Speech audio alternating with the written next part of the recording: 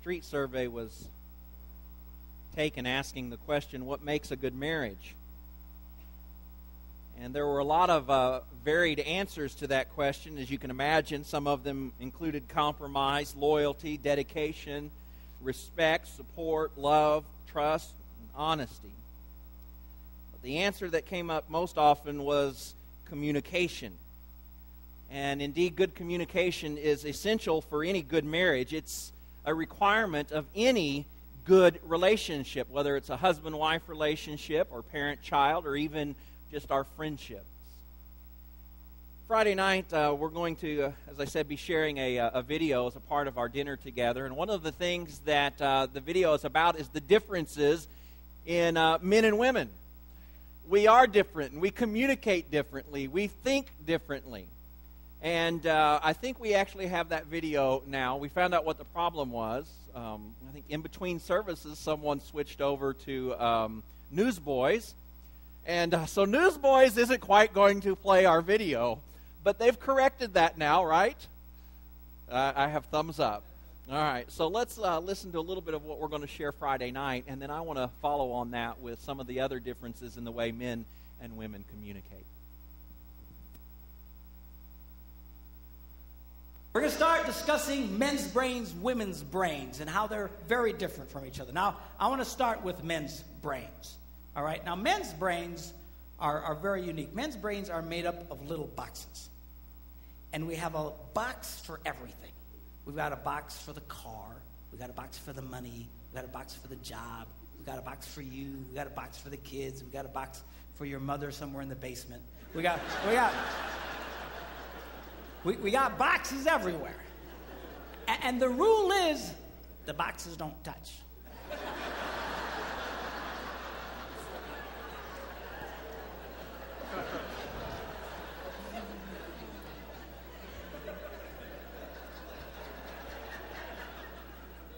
When a man discusses a particular subject, we go to that particular box, we pull that box out, we open the box, we discuss only what is in that box. All right?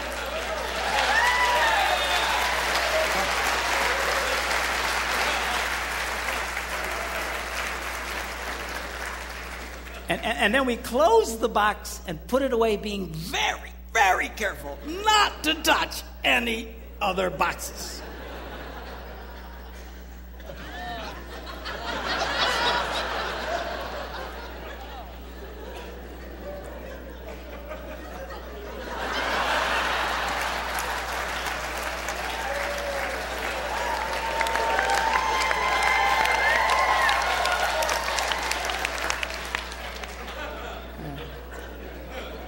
Sorry, my Catholic upbringing got in there for a minute, but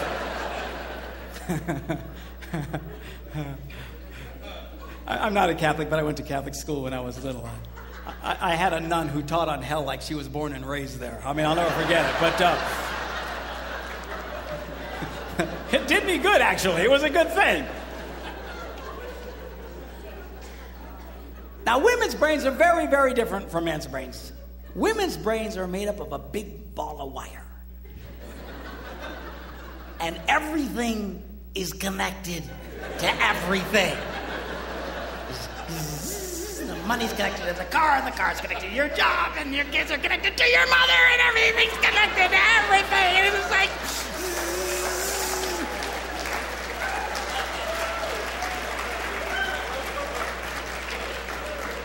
It's like the internet superhighway. Okay? And it's all driven by energy that we call emotion. It's just... It's one of the reasons why women tend to remember everything. Because if you take an event and you connect it to an emotion, it burns in your memory and you can remember it forever. The same thing happens for men. It just doesn't happen very often because, quite frankly, we don't care.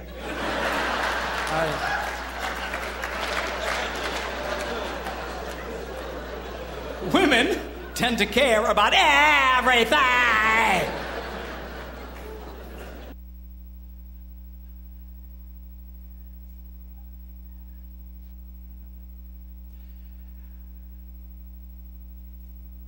Men and women think differently, right?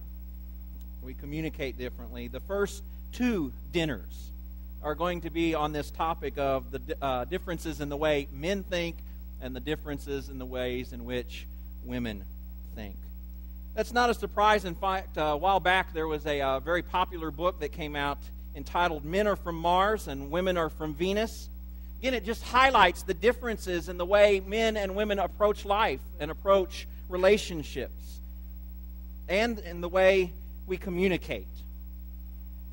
This morning I want to share with you 5 languages that we use to communicate love in our relationships, particularly between that of husband and wife. And if you're here this morning and you're not married, let me just ask you to listen with a different set of ears, to listen for how these principles can apply to the relationships that you do have in your life, the friendships that you have, the children that you know, maybe your parents or other relationships you have. But for husbands and wives, let me encourage you to listen in the ways in which this would help you in your marriage. I've taken this from the book entitled The 5 Love Languages by Gary Chapman. It's a very simple book. I require all the couples that I perform weddings for to read this book. And it certainly is not an exhaustive presentation about communicating love, but it is simple. And it offers 5 very easy-to-understand ways in which we communicate. To further illustrate the difference between men and women, I came across this story about some researchers who were trying to decide whether computers should be referred to as male or female. And the two groups doing the study were broken up into male scientists and female scientists. The male scientists decided after long hours of research that computers indeed had to be referred to as female. And there were 2 reasons why. Only the computer's creator could understand its logic. And secondly, after all the cost of getting the computer you want, then you have to spend half your paycheck on all the accessories that go with it. And so they concluded that computers were indeed female. The female research group concluded that computers must be referred to as male. Because after you get the one you want, you realize that if you just waited a little longer, you could have gotten the nicer model. And secondly, for all of those old enough to hear, you have to actually push the button and turn the thing on to get any attention from it. I'll leave y'all to ponder that one a little later.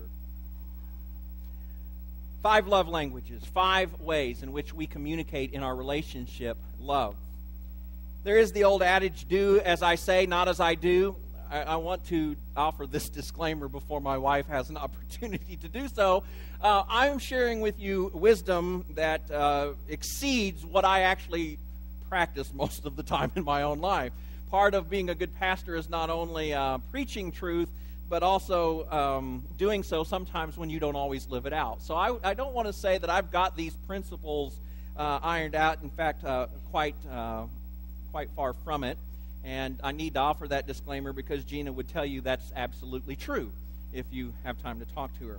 So the first thing that we communicate by in our relationship is words of affirmation. Mark Twain once said, I could live for 2 months on a good compliment. And so if we take Twain literally, then 6 compliments could last us an entire year. The sad reality is that for many of us, we don't get even 6 compliments throughout the course of the year. Proverbs chapter 12, verse 25 says, an anxious heart weighs a man down, but a kind word cheers him up. Of course, the same is true for women. Words of affirmation. Words matter. There are 4 kinds of words that I want to offer to you that are affirming words. The first is straightforward compliments. Simple things like, you look nice in that suit. You look nice in that dress. You're the best pastor ever. You know, I did that in the first service and only one person came out and said, you're the best pastor ever. Simple compliments. Simple compliments. The second are encouraging words. Words literally meant to inspire courage in the people we love. All of us have areas where we are insecure, and this insecurity and lack of courage keeps us from accomplishing many of the things that we would like to do. And so part of our job is to see in our spouses, to see in our children, to see in our friends those areas where we need to build courage, areas where they need our encouragement. And by encouraging, we communicate our care, we communicate our support, we communicate that we want to help.